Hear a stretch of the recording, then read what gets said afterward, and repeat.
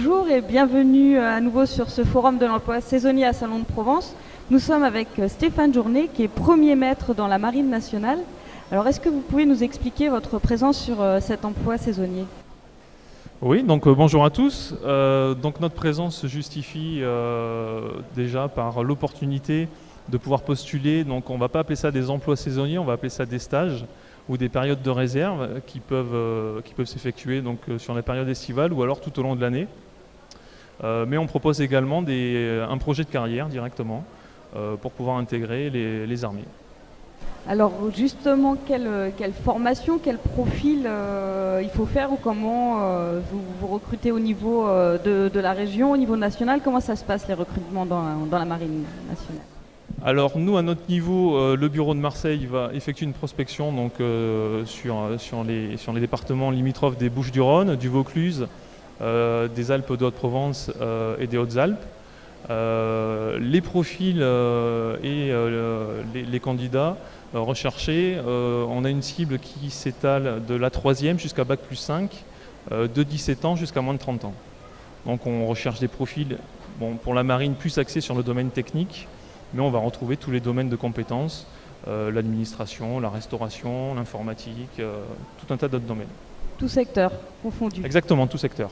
Est-ce qu'il y a des formations en interne qui sont plus poussées, spécifiques à la marine ou... Alors évidemment, nous on va s'appuyer dans un premier temps sur la compétence scolaire des candidats qui vont postuler chez nous.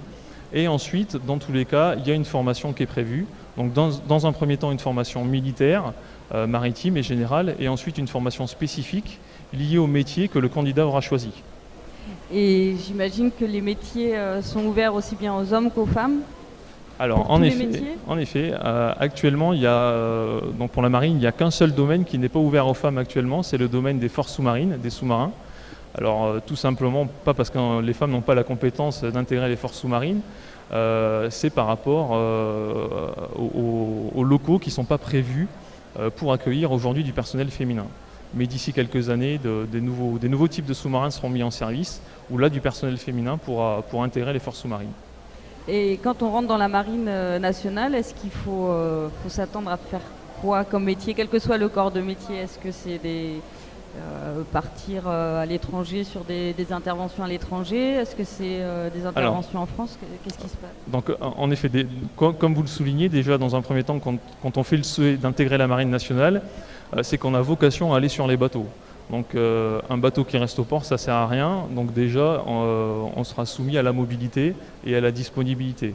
Donc évidemment, les bateaux de la Marine nationale naviguent sur toutes les mers du globe. Donc on peut se retrouver dans les départements, territoires d'outre-mer, être déployé sur des régions limitrophes de la métropole, mais aussi éloignées. Et qu'est-ce que fait la Marine nationale sur les mers du monde? Alors, la Marine nationale elle a plusieurs domaines d'intervention, donc évidemment l'intervention militaire, puisque bien que nous appelions la Marine nationale et pas l'armée de mer, on a une vocation militaire, mais on effectue également des missions de service public, du secours en mer, des actions humanitaires, comme ça a été fait à Haïti ou lors du tsunami. On fait également de la présence, du renseignement, de la lutte contre la piraterie, lutte narcotrafic, voilà. Donc il y a tout un panel de missions qui est dévolu à la marine. Donc la Marine nationale, c'est quand même une vocation. Si on veut s'engager dans la marine, c'est une vocation à plus ou moins long terme. C'est y a les durées de poste, c'est 5 ans. La retraite arrive rapidement. Alors déjà, en fonction du statut et du profil du candidat, quand on intègre les armées, on est contractuel, c'est-à-dire qu'on est en CDD. Donc on va proposer des contrats qui varient de 1, 4 ou jusqu'à 10 ans. Ça, ce sont pour les catégories, on va dire, de militaires du rang ou de sous-officiers. D'accord ? Il y a un statut qui permet d'accéder directement à un statut de carrière, c'est le statut d'officier, mais là on est sur des profils élitistes, on va dire. Donc évidemment, quand on rentre et qu'on est contractuel, il va falloir faire ses preuves tout au long de sa carrière pour pouvoir bénéficier d'avancement, de progression dans sa carrière, et ensuite de ne plus être astreint au contrat, et ensuite être ce qu'on appelle en CDI, tout simplement. Très bien. Ben, je vous remercie pour tous ces renseignements et on vous retrouve tout au long de la journée sur le forum de l'emploi saisonnier de Salon. Merci beaucoup. Je vous remercie.